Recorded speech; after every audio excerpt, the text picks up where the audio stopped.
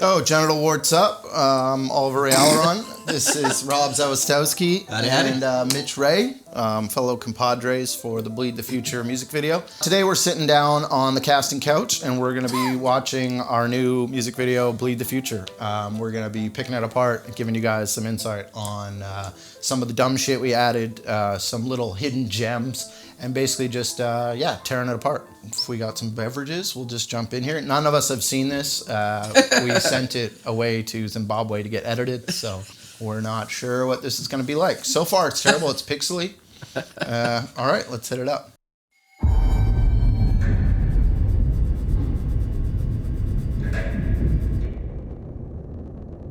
Just right away from the title, this is a classic Cronenberg title. I don't know if that's is that true? Yeah, fun fact, all the blood that you see inside the club in that opening shot was actually donated. So then we got Big Dog Mitch.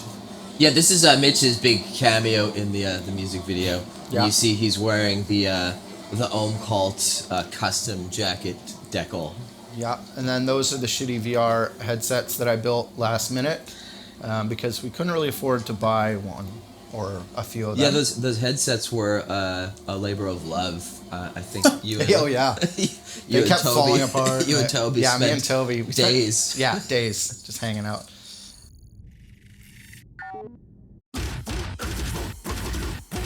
Yeah, so I guess the idea was we were gonna do like it's in the future and sort of like Metalocalypse style, where in the future people actually listen to death metal. I don't know if that's dystopian or utopian. I guess it depends on how much of a fucking nerd you are. Yeah. I mean, I wouldn't go to a club that was playing death metal. I'd be like, fucking nerds. Well, I know there's clubs which is ridiculous, but yeah, there's clubs where it's all isolated.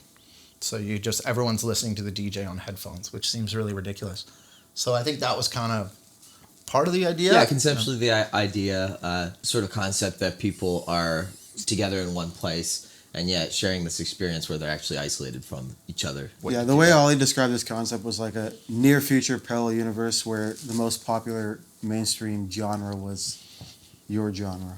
Yes, specifically our band. To jack off fans. And kind of like the whole thing of like jumping between seeing them through the VR goggles and then later seeing them for what they really are is kind of like the lifting of the veil. Exactly, yeah. The juxtaposition between the avatars. Yeah. And, bit of a and the real calling out of shit that the fraud that is many the actual band members are. Yeah. Extrapolating on reality. Yeah, expectation, reality. Yeah, when you meet people in bands, they fucking suck. Yeah. Yeah, fun little fact, all the people that are wearing the VR sets in that opening sequence are different members of Departure Lounge who did our... Oh, that's true. Yeah, who did our volume capture along with one of our riggers who was excellent, Jason.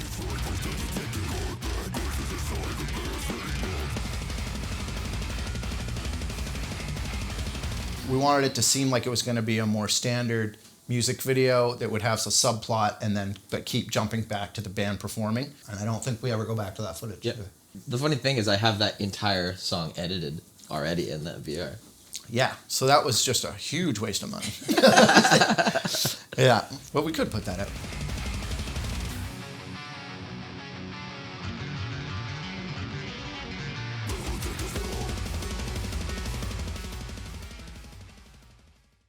We cut from the VR experience of our performance directly to what we're like as these characters in real life at a VIP, and we're celebrating our Juno Award win. So I went full shitty wannabe white rapper guy and leaned into that quite easily. Yeah, not much of a reach. Not much of a reach. You know, it was like when Courtney Love played a junkie and people were just Larry Flint. Yeah. It's a great performance. It's great, but play what you know. Yeah, play what you know. This VIP scene is just establishing all of our like outlandish characters. That's right. And one thing that we wanted to play with was the concept of this band being given this award, the Juno, and then having it go immediately to their heads. Yeah, like and not only derail the entire band and result in their deaths, but result in everybody's death that was even involved or near the band. Yeah, wanted to even have part of celebrating that. Like we win a very specific Canadian award, and we're like, all right, we're going to the club and in a while. So yeah, in this we're gonna go to what we called the super fans. Which is Jai and Zach, contributed the most to the Kickstarter campaign. And so they flew down, and so we wrote in parts for them. And in the video, they are indeed super fans. Later on, Spencer forces them to change into Archspire custom Archspire shirts with Spencer's face on them, which is a part of his character persona. Okay, so here So that's a real Juno right there. Oh yeah, we gotta pause it again. Yeah, I guess we should point out our first 8 Mile reference. Yeah. Oh yeah, that wasn't 8 Mile. Just kind of like not nervous, but just kind of like hovering with a hood. And the second one here is the spaghetti that Toby's mom made. Yeah. Yeah. So nice. So that is another 8 Mile reference. Let's snack that one. Yeah. Little mom's spaghetti. That's pretty Yeah. good. So what we just saw was Spencer refusing to tip or refusing to pay a massive bill at the VIP, while also showing off his riches, which we thought was really funny. Yeah, if you really look at each character, they're kind of like the 7 deadly sins. You have Toby's gluttony. You have Spencer's avarice. Yeah. You have. What was mine? You're kind of like, yeah, you're like Ollie's like for pride. Yeah. One of them's wrath, Yeah. I guess Yeah. Jared's lust. Yeah, Dean Jared's is lust. kind of just a decent guy, but he's also plays a bit of a nerd. Yeah. Which, I mean, the 8th deadliest sin. The unofficial 8th deadly. Yeah. Rad.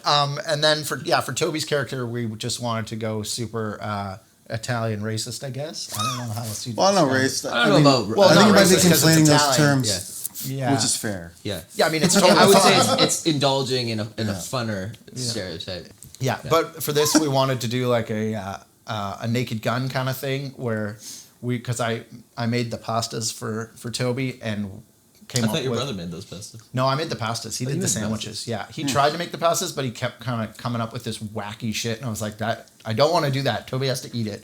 And he just Like what? was What like kind he of just wacky wanted to shit did derail the shoot. Like I don't know. He was like, "Oh, why don't we do this?" With And then broken glasses. yeah, something weird. Like, and then he was like trying to make them like really complicated, and I was like, "No, dude, like." We don't need to make actual pesto. We're just going to grind up some parsley with some olive oil. But I did end up putting a shit ton of raw garlic into the pesto so that he would just reek like garlic. 'Cause I thought that would add to the Italian thing.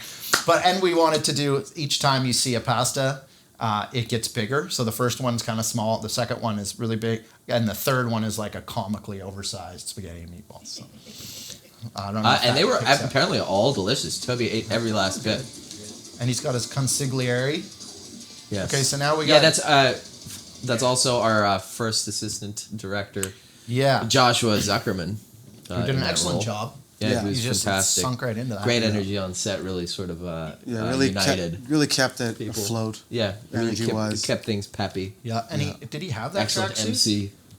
don't know if he I had think that. that's one of Mitch's spares. Oh, What? nice. The He's got some tracksuit spares. that Josh is wearing. Yeah, we'll use it for another video. Yeah.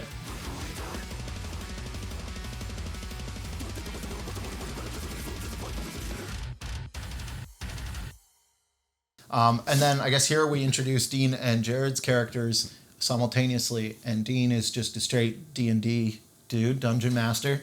I love the Walkman. denim though. It's like Denim nerd Dean. chic. Probably best dressed. It's a I would cool, say. yeah. Probably best Yeah. dressed. It's a cool look. Yeah. Well, Jared had the turtleneck. He was super pissed when I got that turtleneck for him because I went shopping for him. I think he switched it out and he just didn't tell me because he didn't. But He didn't tell you. Yeah, But he, he- he's not up from I'm not wearing that. Yeah. Wasn't he originally wearing a So gold? he a preferred gold that one. Yeah, he preferred this one. I mean, splitting hairs really. He was like, "Fuck that turtleneck," and then he shows up with that turtleneck, which is kind of like one? More or less the same. More of like thing. a It's still a metallic. porpoise neck. Yeah. porpoise neck. Yeah. Yeah.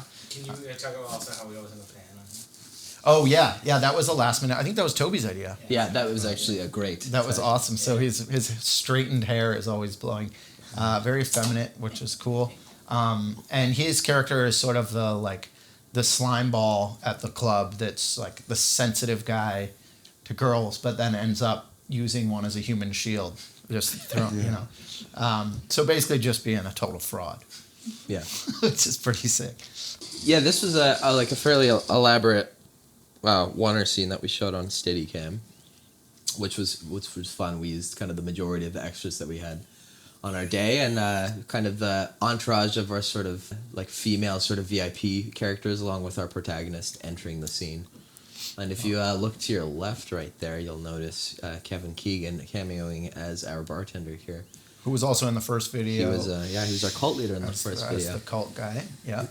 So yeah, some Ohm reference there, and then we used the Uncut Gems reference, right, for that. That's right. For that shot to sort of have the sparklers be the light focus, I guess, or whatever. Mm-hmm. The practicals. There you Practical go. Practice. Yeah, it's all the technical jargon. I don't know. Brackies? Brackies. Although the scene is full of practical. Right. Do we have to explain this? Probably. Let's not explain this one. No. So we have the girls going up to the bar. I don't know if were you kidding? Or do you not want to not explain it? Yeah, so shout out Milton for helping us construct this tubing. Milton, still one of our construction and set dressing people. So this tubing was actually about 12 feet tall. It was about tunnel. 200 foot tall. Yeah. With a diameter of another 100 feet, and we used a camera about the size of a Volkswagen on kind of like a single rail track. It was Christopher Nolan's camera, wasn't it? Yes, yeah, it was borrowed it originally used Nolan, by Christopher Nolan in the first iteration of his Inception construction. It's stolen from the Nolan, dude. Well, it never ended up making the cut because they actually ended up using hydraulics. Oh, okay. But it was perfect for what we needed for this scene. Yeah, so that's where all your Mitch contributions called them went. out. Yeah, so I guess with this scene, we're showing the female entourage go up, and they are like VIP members. They have the Ohm stamp, so they're getting a special cocktail of the drip liquid to get them all fucked up. Yeah. Yeah, basically the idea is whoever drinks this liquid essentially enhances their experience for listening to the song in the VR club. But it is an experiment, like the Ohm is kind of masking an experiment at the FDA nightclub. not approved. Not approved. If done too much, Mutate. we'll see what happens.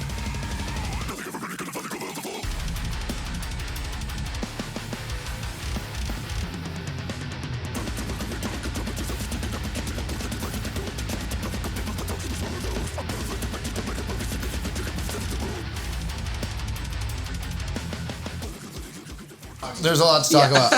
Okay. Yeah, there's a lot going on per second.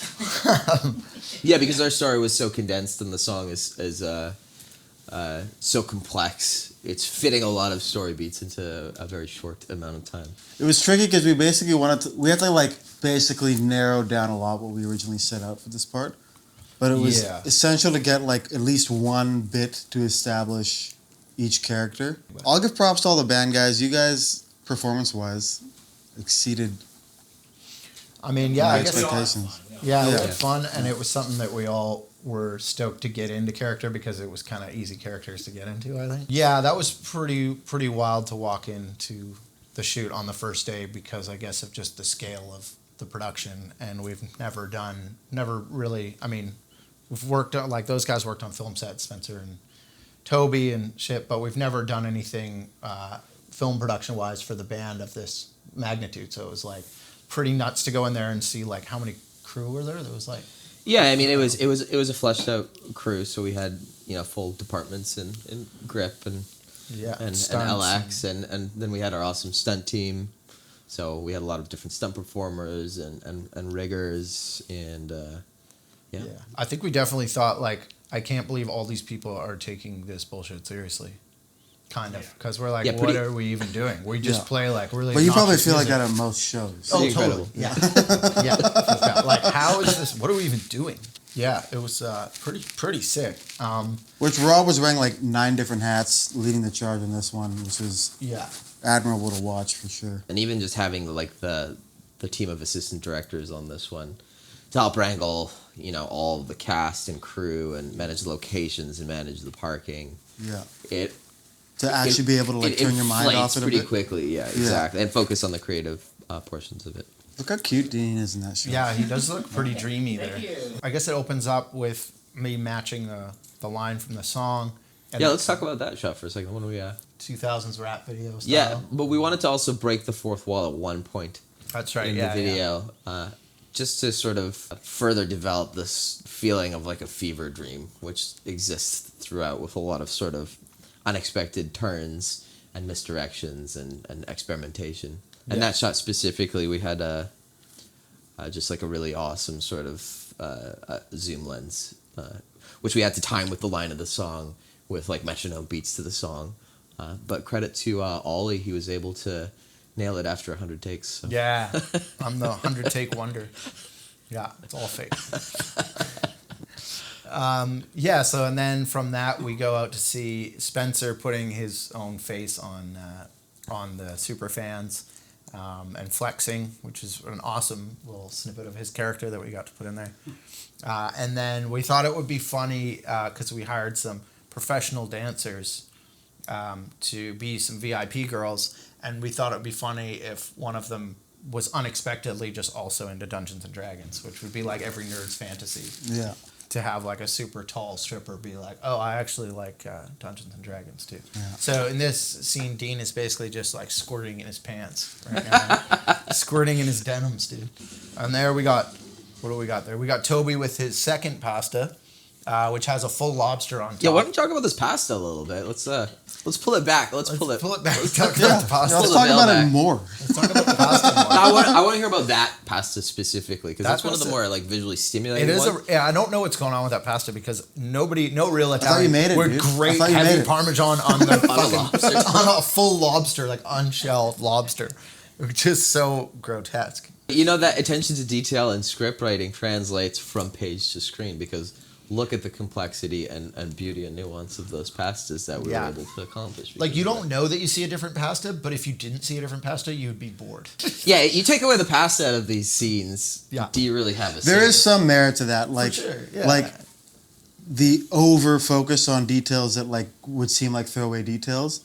You'll only notice if it's like a half-assed bit. Exactly. You won't notice if it's subconsciously. It's much sliced like a and pasta seamlessly. sauce. Yeah. You wouldn't notice the bay leaf in there, but without it, you're like,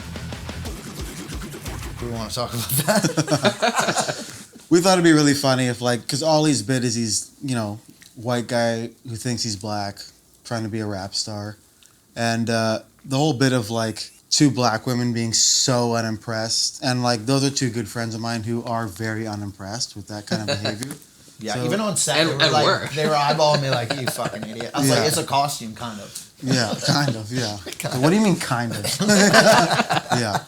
But yeah, so that wasn't that much of a stretch to pull that one off. Well, just to make it clear that, like, we're not trying in any way to make your character seem anything other than a complete piece of shit. Yeah, not likable at all. Nobody's falling for it. Yeah. So this is Brenna, who's the protagonist, I guess. Yeah, our right main now. character and our main monster. Not at this point. Not at this point, Yeah. no. No. Yeah. She's so like a fish out of water, like yeah, she's like not drinking the drip, the Kool-Aid. the Kool-Aid, so to speak. I think there's lots of things one can glean from, like, the whole thing of, like, transformation, not being comfortable in those environments, a lot of sort of triggers to, like, the insidious goings on in the club, but we kind of just let her interpret it in her way. Yeah. And But kind of being the outcast and like not like the when you go to a club and you're not drinking kind of vibe. Yeah. And Yeah. you just kind of feel which like could you're- mean different things to different people. Yeah, totally. But she played it up really well, and it was like her acting of being thoroughly unimpressed by her crew is pretty awesome. Yeah. So yeah, that's why we have Shannon just like being belligerent and shaking her ass, and then we got Brenna just being like, "What the fuck? This sucks." Just pretty sweet. Oh yeah, the dolly zoom. So this is, I think, when Brenna shifts from being unimpressed and wanting to leave this group of idiots, and then notices that in fact there's something more insidious occurring when after Shannon, having drank some of the black draft, has a tentacle grow out of her face and pop out of her cheekbone. Yeah. At this point, like, showing the VIP getting wilder shows that, like, people are losing their bearings, losing control, losing their inhibitions, whereas this kind of shows her heightened focus and, like, her suspicions are confirmed that there's more going on here. Yeah, and that kind of just kicks off that's the first. And that's the Roy Scheider Jaws.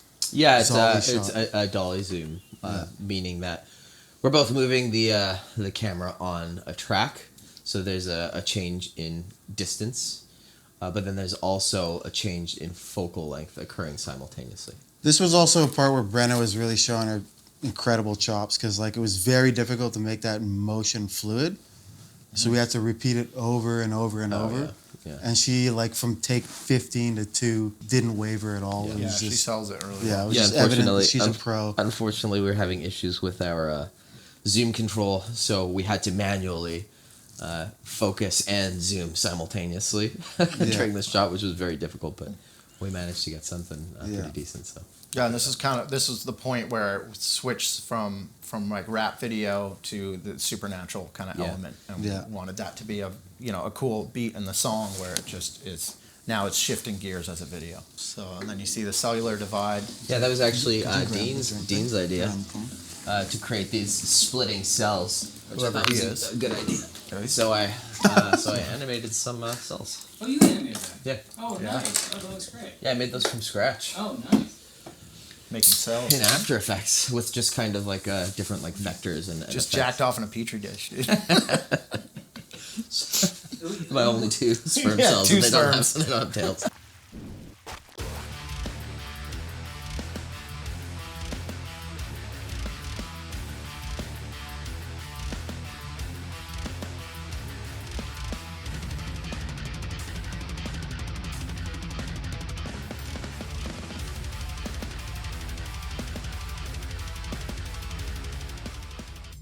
So then we have her realizing that something's fucking not right. And they realized that she realized. Yeah, so the idea is that the bar is an ohm experiment disguised as a club, and they're using this alien fluid to see what happens to people and to experiment with it. This is sort of like From Dusk Till Dawn kind of thing, where they're locking the doors, security's locking the doors. They don't want anyone to be let out. They want to see what happens when people are consuming this stuff. So she's picked up on that something's wrong, that people are mutating. She runs to the bar, and it's a split-second shot, but you can see that there's other girls that are starting to be disfigured, mutate a bit. So this is her panicking and trying to escape. Security's onto her, so they're chasing her. So these amazing twins that our action designer Kelsey brought in, Kaito and Takuma, who ended up in a little bit of a bigger role just because they're so like They brought a lot. visually striking, and have this like Hot, dark energy. They're fucking hot. They're smoke shows. They upped the hot quotient for sure. Just smoke. They were good, and they really understood the bit, like playing them up, like it was good. And also, we have our first Jurassic Park reference coming up here. Oh yeah, let's take a look at that. The Was the first one? So yeah. I mean, it's all a Jurassic Park. It is a remake of Jurassic Park. Yeah, like the security panel kind of video of like, we basically lifted that from like the Jurassic Park compound. So these are the security guards locking the doors, trying to. Now this we were influenced by the opening scene of Blade, which is a personal favorite of me and Rob. Oh, dude, I'm right up there. The blood rave and like. One of the best opening scenes of any film, I would say. The whole like disorientation of like noticing you're in a club that has a different purpose than what you set foot in. And then the whole like hands reaching up thing. We wanted to play that up as much as possible. We directed the scene to the track from that, that's that right. scene. Yeah. Right. Which was actually a great vibe to play with. It got people moving. I got the energy correct. Yeah. And it's crazy that these scenes kind of go by so fast, because any sort of one of them could be fleshed out into a couple minutes. Yeah, it's kind of just cramming a full length. That's the worst part about music videos. Yeah. So this is her finally escaping through a bathroom door, and then you see the big ohm sign. We're kind of just setting it up that there's like something else big going tonal on. shift, musically and video-wise. Yeah.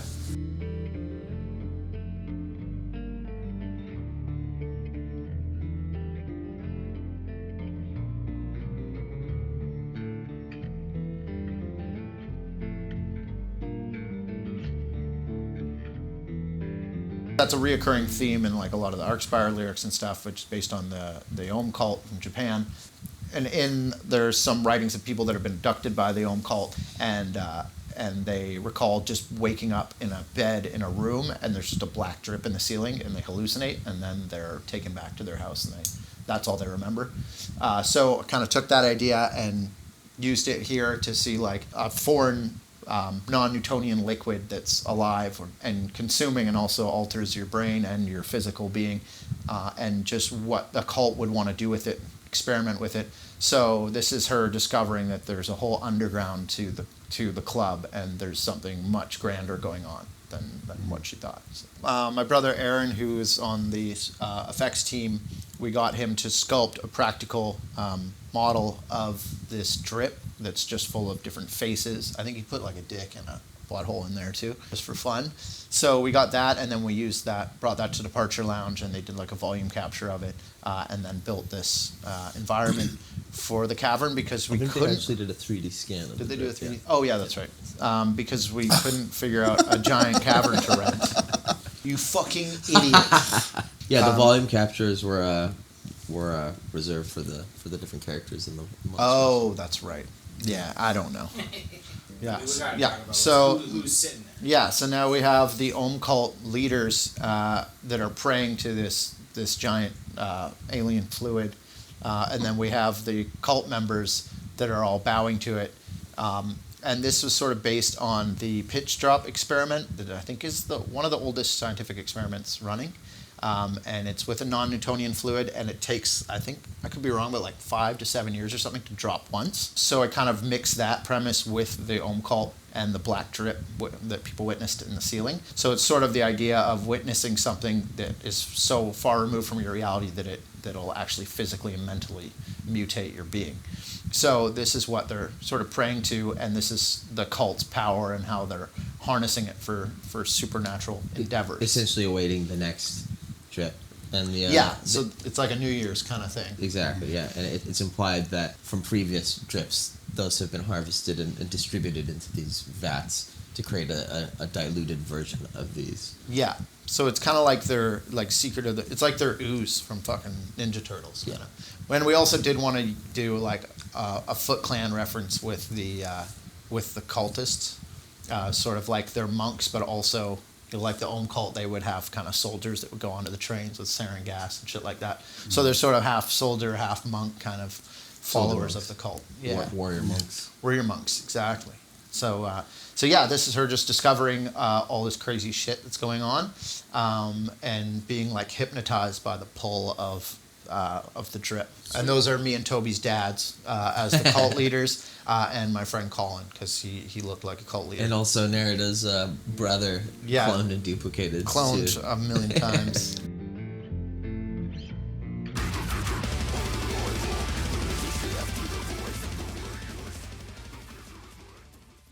So this is sort of like the drip is kind of alive, and it's pulled her in as kind of prey.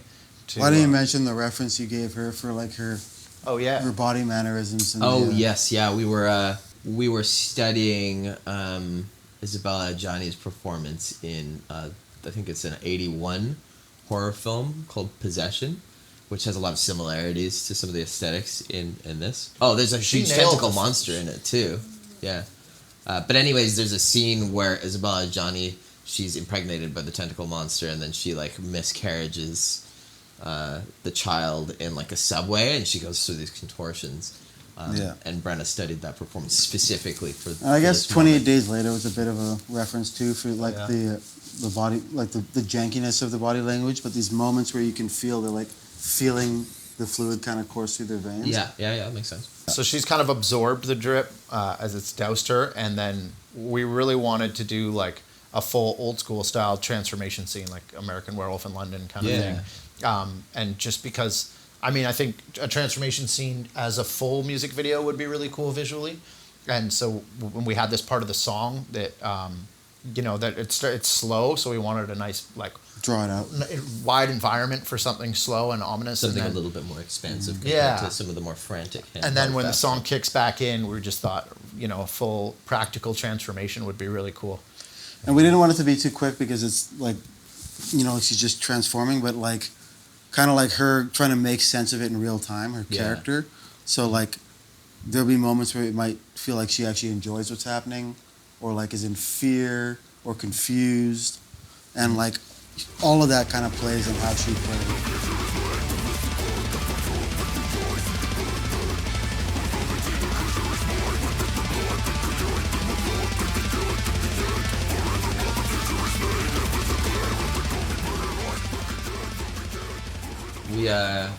We found this specific lenses, courtesy of Raw Camera, to film some of these scenes in specific, which were sort of like deconstructed Soviet era Helios lenses.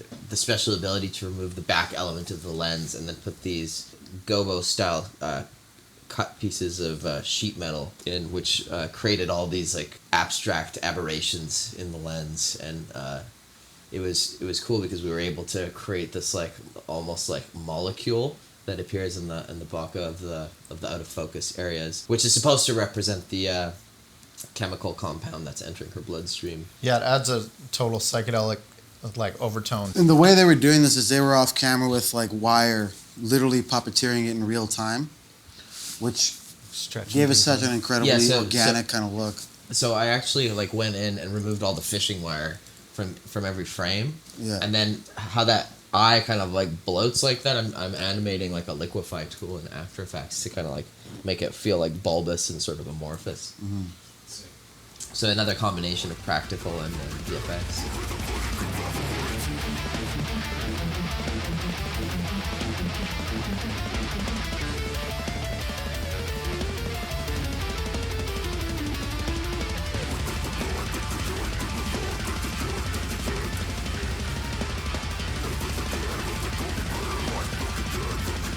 So then this is her after she's mutated, and we decided we didn't really want to reveal her at her final stage. Yeah. Well, she never really reaches a final stage. She's kind of constantly mutating. She's now, kind of been absorbed by the drip and has mutated, and she's just like in rage mode. Just ready to party. And ready to fuck shit up. We wanted to kind of evoke imagery of like the kind of an active shooter situation. But and we also wanted to reference Smack My Bitch Up, right? Exactly. Yeah, these POVs in the club are a reference to one of my favorite old school music videos, the Smack My Bitch Up Prodigy video.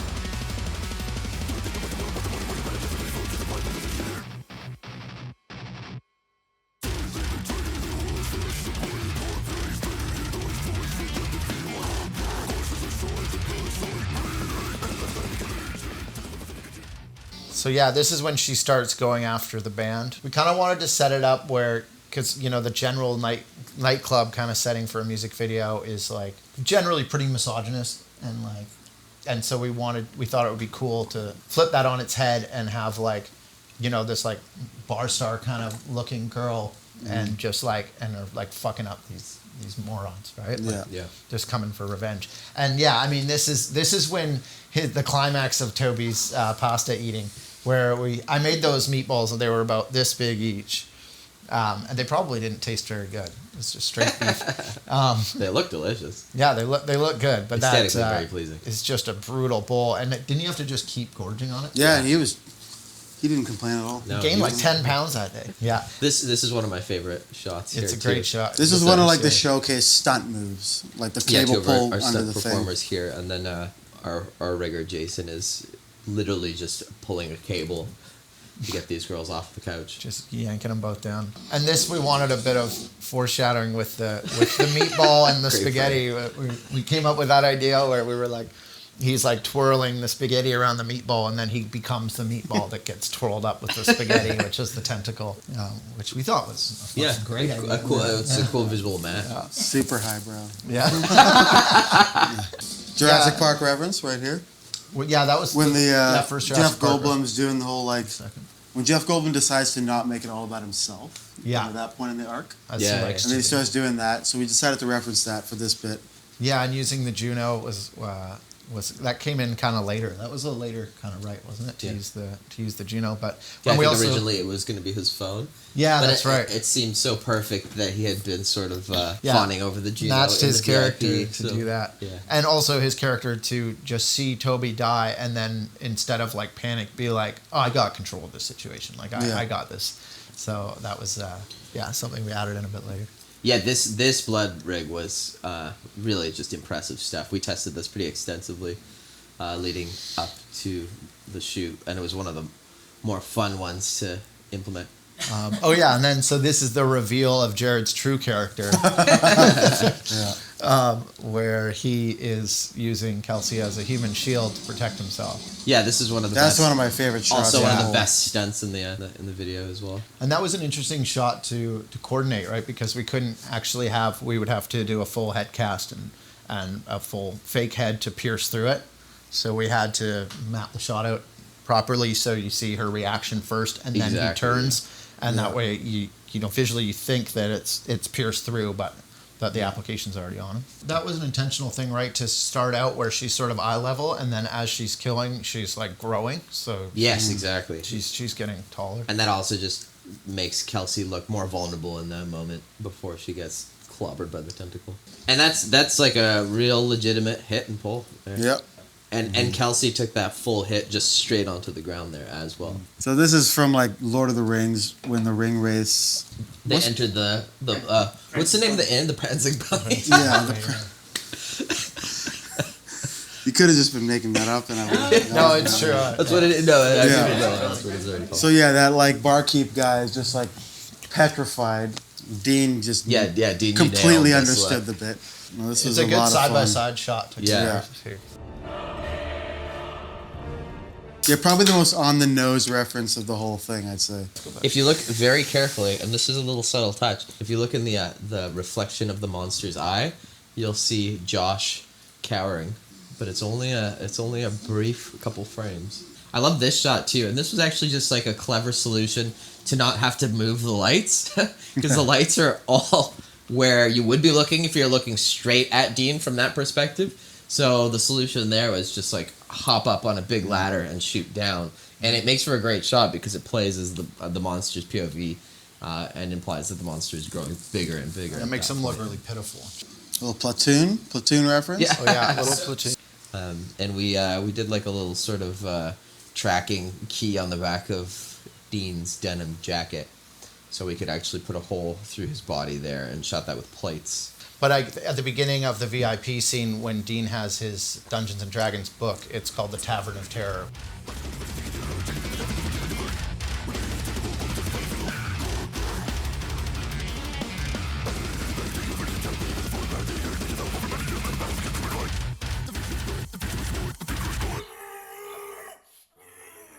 So this whole part coming up is one thing I like about music videos is you don't have to. You can talk through the takes and you can laugh through the takes, and this was a godsend for this because I wouldn't have been able to not fucking laugh. Yeah, so this was me just walking out of the bathroom with no shirt on, like I've just went full party boy mode, and then the 20-sided die rolls in front of me, and that's kind of when I pick up on what's going on. Another Jurassic Park reference coming up. Hiding in the bathroom stall from the monster. Oh yeah. Yeah, and if you see Taylor's work there, it's one of those posters that says your urine shouldn't look like this, but it just says piss. When you see him open the door, you can see the exact moment where we got dinged a lot of money for damaging the bathroom. Oh yeah, I went at that door pretty hard. Yeah, I think that was $500. Yeah. So that's the hand of Toby's consigliere, which I don't know how many people would pick up on that, but it's just kind of a cool little addition. Yeah, 3 people. And then for some reason we thought it'd be funny if I just picked that up and tried to use it as a weapon.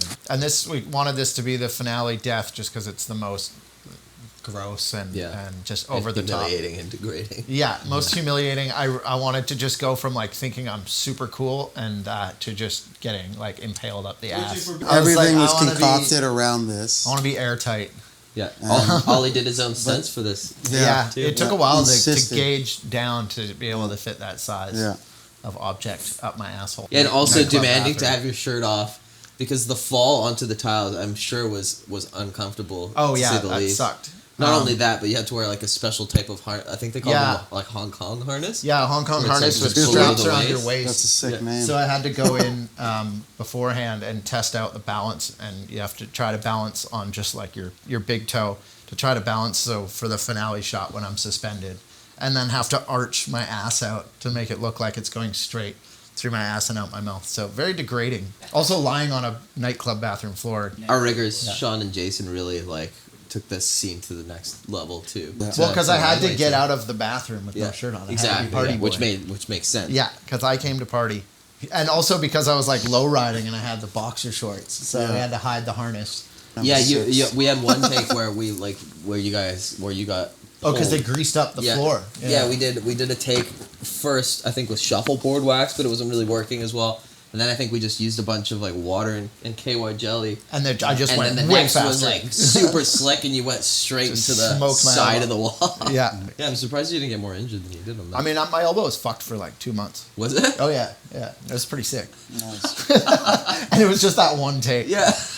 Yeah. And actually, the spear coming out of my mouth was something I practiced with that Clark came up with. That was basically like a condom. Yeah, I had a lot of practice just deep throating that.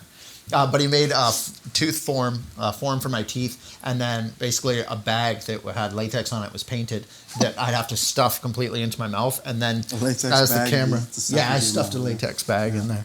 But yeah, so and as the camera pans up, I would have to inflate and spit out the pool of blood that was stuck in my mouth. So it's pretty fun. Yeah, and it gag. cuts really well, and it feels really violent, and it's all done practically. Yeah, that was Clark's little invention. The stunt right. cable actually went inside of the tentacle too.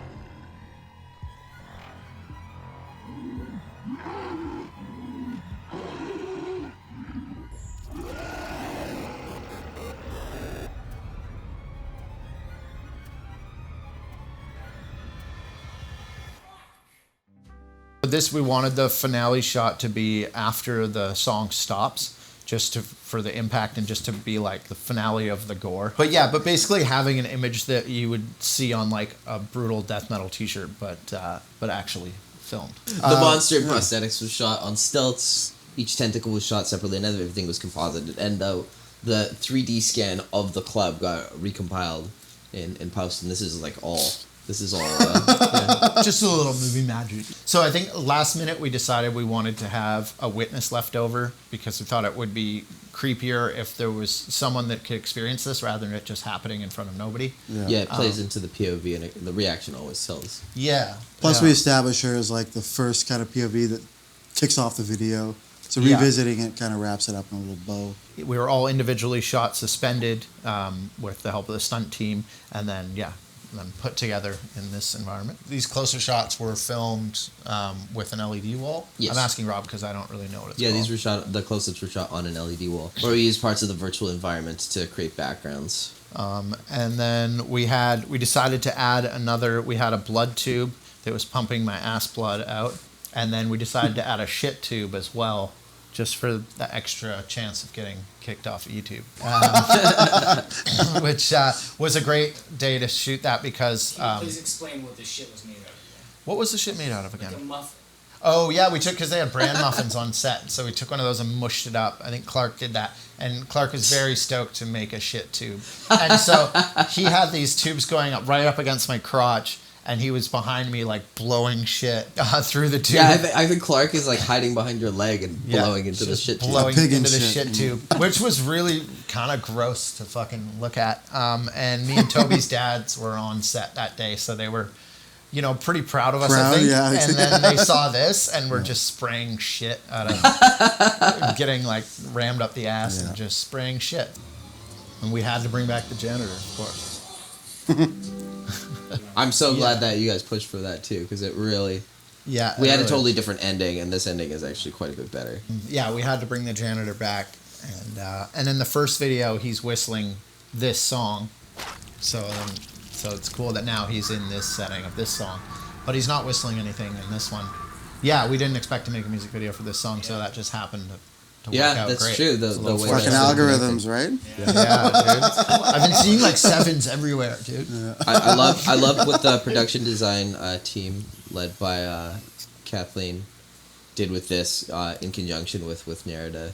Hope you guys enjoyed us just going through the video and pointing out all the little details. And we really want you to show this to, if you have kids or small children in your family, please show this to them. Also, if your parents, your grandparents, just make them watch it. Yeah. And just put it on, leave the room. Yeah, just please just share it with as many people that won't like it as possible. That'd be great. Yeah, family functions. Family functions. Churches, schools, I think birthdays. are a good option. We don't have current plans for another video, but we want to up the ante even more, and we're just going to keep going in the sci-fi horror direction. I think a cool action video would an action video would be amazing. But with like horror explosions and cool. Stuff, yeah. Yeah, thanks for watching. Thank you for watching, and if you haven't seen it, go watch the video. Go watch the video. And share it with your parents. Tell us if you like it or if you don't like it. Yeah, post in the comments what you would have done differently. Yeah, or how you could have done it better. Yeah. And also, fucking stay tight.